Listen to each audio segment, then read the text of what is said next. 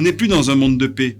On n'est plus dans un monde de paix commerciale, on n'est plus dans un monde de paix géopolitique, on n'est plus dans un monde de prospérité. Donc il faut se remettre en cause. Et cette Union européenne qui s'est construite sur la paix et sur la prospérité doit revisiter son mindset, son état d'esprit pour mieux aborder ces temps de crise et régénérer de la paix et de la prospérité.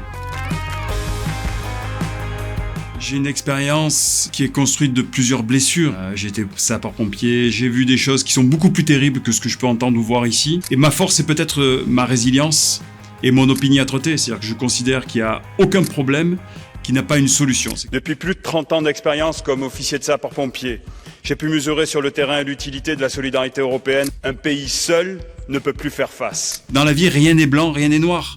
Rien n'est d'extrême gauche, rien n'est d'extrême droite. Par le passé, en tant qu'officier de sapeur-pompier, j'ai eu à travailler pour la gauche, pour la droite. Moi, j'ai une seule conviction, j'ai une seule politique, c'est la politique de protection de nos concitoyens, la protection civile. Il nous faut une politique ambitieuse de protection civile. C'est aussi cela ce qu'attendent de l'Europe nos concitoyens. Dans mon mandat, j'ai souhaité m'intéresser à la construction d'un intergroupe pour permettre entre les parties d'avoir un espace de discussion sur les sujets de protection civile.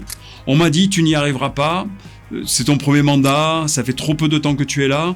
On a réussi à créer l'intergroupe. L'Europe doit être présente, l'Europe sera présente, grâce à cette politique de solidarité qui fait son ciment. Si j'avais un vœu, c'est que cet intergroupe permette de sensibiliser le Parlement européen pour réussir deux objectifs. Premièrement, c'est consolider l'engagement citoyen, les sapeurs-pompiers volontaires, les forces de protection civile. Et deuxième point, c'est que demain matin, on ait un avion bombardier d'eau européen qui permette d'éteindre les feux et aussi d'amener du matériel lorsqu'il y a des inondations ou des catastrophes technologiques sur notre territoire européen. Finalement, que l'on mette la ressource humaine et du matériel de performance européenne au bénéfice de la protection de nos concitoyens.